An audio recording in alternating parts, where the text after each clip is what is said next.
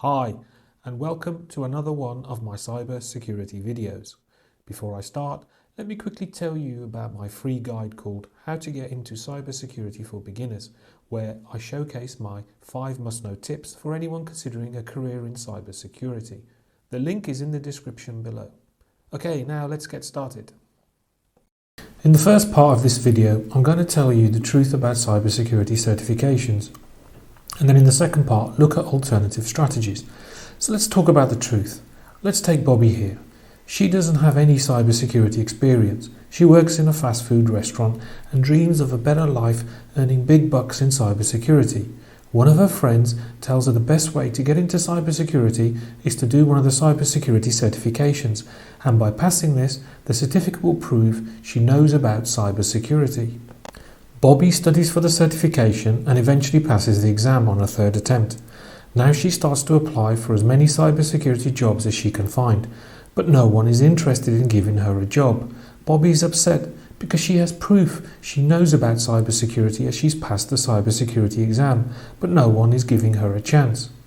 This isn't a made-up story. There are many Bobbies out there who end up doing security certifications and believing them to be the key to the riches in the cybersecurity kingdom, only to find out after spending a lot of money on courses and exams that this really isn't the case.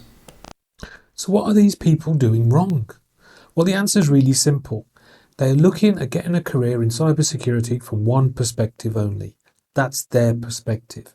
They're failing to look at the other perspective, the most important perspective, that of the hirer. When I'm hiring for cybersecurity roles, I'm looking for people who can help me with a specific security problem, or the many security problems that I may have. I'm not looking for someone who can't fix my immediate need. That is the security problem I'm looking at fixing.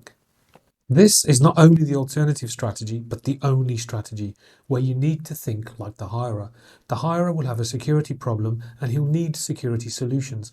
Their security problem could be they don't have a cybersecurity engineer to set up a web application firewall or a cybersecurity analyst to review security alerts.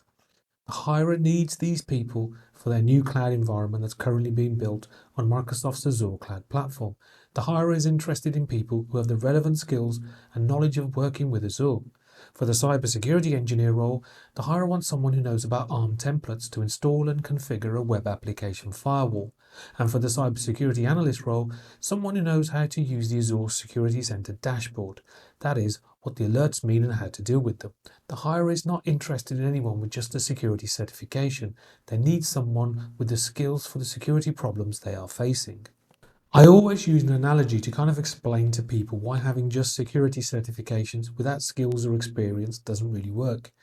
The analogy I use is one where you don't know how to drive a car. You've never driven a car before in your life and you decide to take a test on the theory of driving a car. You pass the theory test and then go and see if you can get a driving job armed with your test certificate saying you know how to drive a car theoretically even though you can't drive a car for real. Who would hire you? Any hirer would want someone who could really drive a car and had experience of driving a car. They're not interested in anyone who knows theoretically how to drive. They just want someone with real driving experience. This is exactly the same with cybersecurity certifications, where I've met many people who've spent a fortune getting security certifications only to find out they can't get a cybersecurity job because they only have a theoretical knowledge of cybersecurity. These people, when they're in the process of doing their cybersecurity certifications, they're all wide-eyed and full of beans thinking about how much money they will make and how the money they've spent on cybersecurity training and certifications would just be a small price to pay. But after attaining their cybersecurity certification, when they try to look for work without any real cybersecurity experience and only their cybersecurity certification, it doesn't take long for it to dawn on them that the security certification doesn't change anything. I see so many people sucked into getting a security certification and thinking, that's it, I'm good enough to get into a cybersecurity job. It's not their fault, as there's loads of web articles, YouTube videos, all advocating getting a cybersecurity certification as a stepping stone to getting a cybersecurity job. And a lot of people who say this on their blogs, articles to YouTube videos normally have a hidden agenda. where what they are really doing is actually promoting courses for cybersecurity certifications, knowing they will get a kickback, that's a commission for each one sold. They're just funnels to bring people into websites that sell cybersecurity courses for certifications. They don't care if the person ends up with a cybersecurity job, they just want to make money out of people's lack of knowledge about what getting a cybersecurity job really entails. So what can you do? Well, first, understand that cybersecurity certifications are only for those people who already have experience from working in information technology and security. They're not really designed for people who have no work experience at all. Secondly, you need to think like a hirer. You need to understand what problem the hirer will be trying to fix and see if you can build your skills to deal with that. The hirer may have a problem with not having enough cybersecurity analysts to review the alerts in Azure Security Center, so someone who has experience of this would be ideal.